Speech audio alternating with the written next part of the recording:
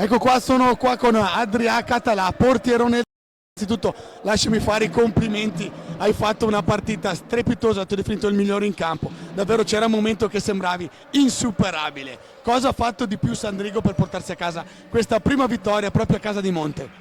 Beh, penso che siamo stati bravi un po' a gestire il vantaggio che abbiamo preso subito col rigore. Magari il primo tempo un po' troppa gestione senza voler andare in porta, invece nel secondo abbiamo cercato un po' di più la porta, siamo stati anche efficaci e poi la partita ha preso una piega verso di noi con 6-1, ma comunque non era chiusa perché in niente il Montebello l'ha riaperta e penso che è stato un po' questo, saper gestire, abbiamo avuto un po' più calma, tranne i minuti lì dove il Montebello ha fatto 2 gol, abbiamo avuto più calma rispetto alle partite precedenti che a volte subito a livello mentale o dopo un gol così ci perdavamo, invece siamo stati bravi in quello.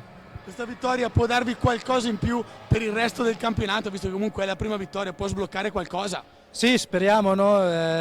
Questa vittoria la stiamo cercando da tutto il girone di andata.